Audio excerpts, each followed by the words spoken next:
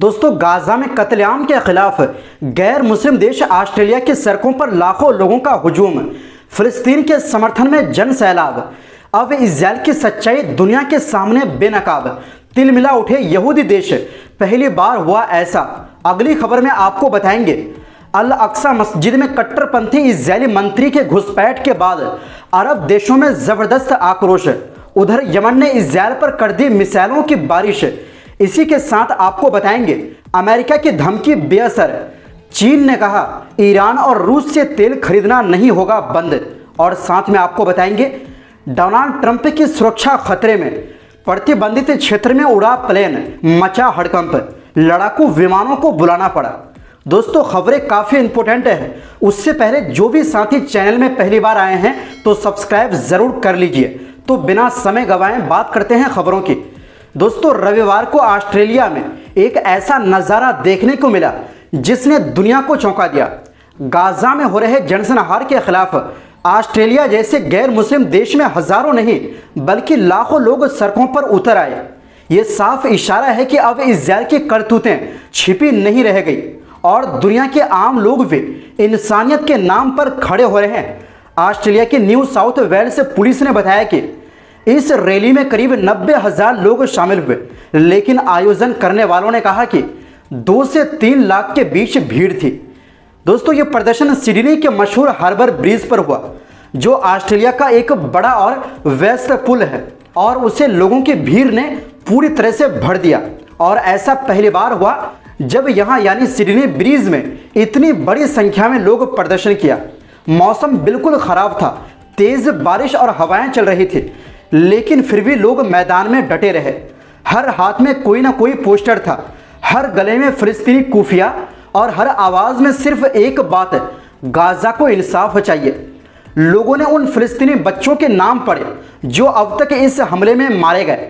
अमेरिकी दूतावास के सामने भी भारी भीड़ जमा हुई और गाजा में बंद की गई जिंदगी को लेकर आवाज़ बुलंद की।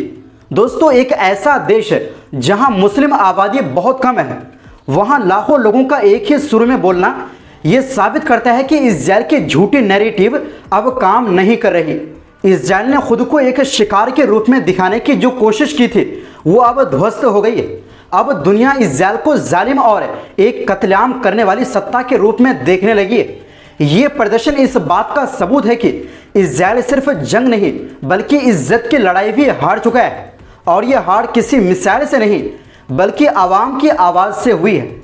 वहीं दोस्तों, सबसे इंपॉर्टेंट बात यह है कि इतने बड़े प्रदर्शन के बाद ऑस्ट्रेलियाई सरकार हरकत में आई।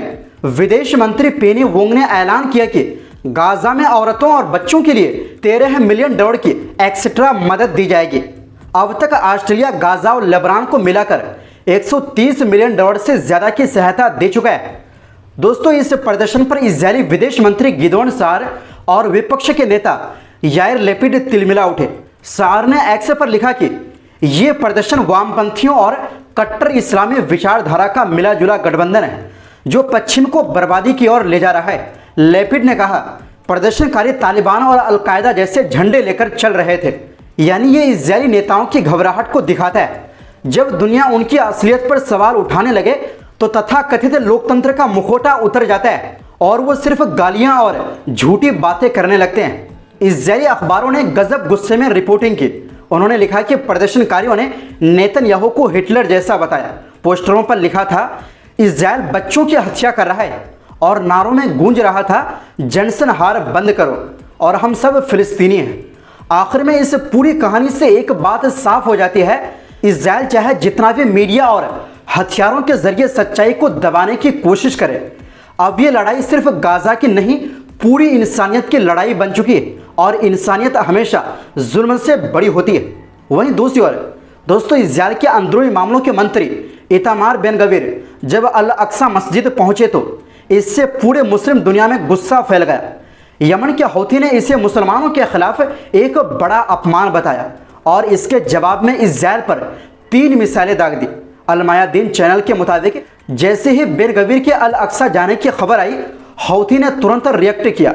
उन्होंने जाफा, अशकलोन और कब्जे वाली इजरायल के तटीय इलाकों की तरफ 3 मिसाइलें चलाई, साथ ही कुछ ड्रोन भी छोड़े। हालांकि इजरायली सेना ने ड्रोन को रास्ते में ही मार गिराने का दावा किया। हौथी प्रवक्ता ब्रिगेडियर जनरल यहिया सारी ने साफ कहा, हम मुसलमानों के साथ हो रहे अपमान पर चुप नहीं रह सकते। जब तक इजरायल गाजा और वहां के लोगों को सताता रहेगा, हम हमले करते रहेंगे। उन्होंने ये भी कहा कि आने वाले दिनों में इजरायल पर हमले और ज्यादा बढ़ सकते हैं। दोस्तों, बेन गवीर की इस हरकत की वजह से सऊदी अरब, जॉर्डन और कई मुस्लिम देशों ने इजरायल की कड़ी आलोचना की है। उनका कहना है कि इस तरह मस्जिद में जाना और यहूदी रीति रिवाजों से पूजा करना भड़काने वाला काम है। इजरायल के प्रधानमंत्री बेंजामिन नेतन्याहू ने इस पर कोई बयान नहीं दिया। हालांकि प्रधानमंत्री कार्यालय की तरफ से कहा गया है, अल अक्सा में पहले जैसी स्थिति बनी रहेगी और वहां सिर्फ नमाज पढ़ने की इजाजत दी जाएगी। दोस्तों, रविवार को एक वीडियो वायरल हुआ जिसमें मंत्री बेन गवीर अल अक्सा मस्जिद के अंदर यहूदी तरीके से पूजा करते दिखाई दिए। यही वीडियो कई इस्लामी देशों के गुस्से की वजह बना। दोस्तों, अल अक्सा मस्जिद यरूशलेम में है और इसे इस्लाम का तीसरा सबसे पवित्र स्थल माना जाता है और इसके लिए मुसलमान जानो माल कुर्बान करने को तैयार है। वहीं दूसरी ओर दोस्तों, चीन ने साफ कर दिया है कि वो अपनी ऊर्जा नीति यानी एनर्जी पॉलिसी पर किसी भी बाहरी दबाव में बदलाव नहीं करेगा, चाहे वो दबाव अमेरिका की तरफ से ही क्यों ना हो। चीन के विदेश मंत्रालय ने बयान जारी कर कहा, हम अपनी जरूरत और राष्ट्रीय हितों को देखते हुए तेल खरीदते रहेंगे। धमकी और दबाव का कोई असर नहीं होगा।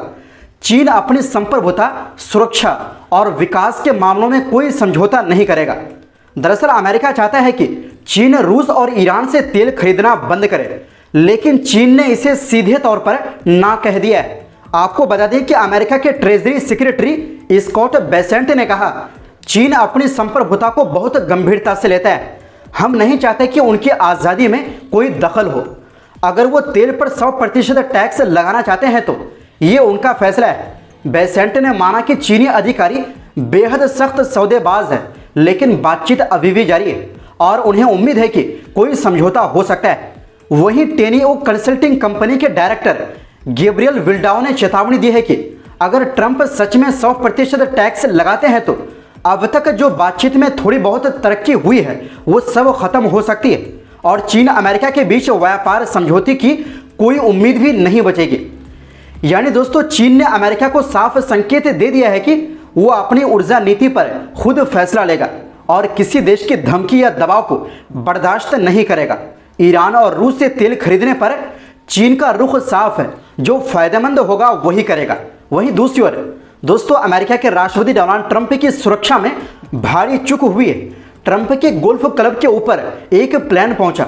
फॉक्स न्यूज की रिपोर्ट के अनुसार अमेरिकी लड़ाकू विमानों ने रविवार को न्यू जर्सी में राष्ट्रपति डोनाल्ड ट्रंप के गोल्फ क्लब के पास प्रतिबंधित हवाई क्षेत्र में एक प्लेन देखा जो एयर स्पेस में घुसने की कोशिश कर रहा था, जिसे रोक लिया गया।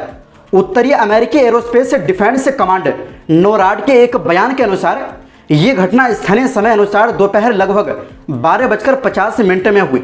जिस वक्त गोल्फ क्लब के ऊपर विमान पहुंचा तब ट्रंप गोल्फ क्लब में मौजूद थे। इसी के बाद कई अमेरिकी फाइटर जेट्स ने प्लेन को खदेड़ा। प्लेन के ऊपर फाइटर जेट्स ने फ्लेयर से दागे। नोटम जारी होने के बाद भी सिविलियन प्लेन पहुंचा था। दरअसल जब भी राष्ट्रपति मौजूद हो, ट्रंप नेशनल गोल्फ क्लब के आसपास के हवाई क्षेत्र पर 30 समुद्री मील के दायरे का प्रतिबंध लागू होता है। उल्लंघन होने पर नोराड की रक्षा प्रणाली फौरन एक्शन लेती है। ऐसा ही एक्शन रविवार को भी लिया गया और प्लेन को रोक लिया गया। दोस्तों, ऐसा दूसरी बार हुआ है। इससे पहले भी पिछले महीने भी ट्रंप के गोल्फ क्लब में रहने के दौरान प्लेन घुस आया था। ट्रंप के दूसरे कार्यकाल के लिए पदभार ग्रहण करने के बाद से प्रतिबंधित हवाई क्षेत्र का उल्लंघन काफ़ी ज़्यादा सामने आ रहा है। तो दोस्तों, फिलहाल के लिए इस रिपोर्ट में बस इतना ही। ऐसे ही मध्य पूर्व और दुनिया भर की खबरें देखने के लिए चैनल को सब्सक्राइब जरूर करें। बहुत बहुत शुक्रिया। खुदा हाफिज।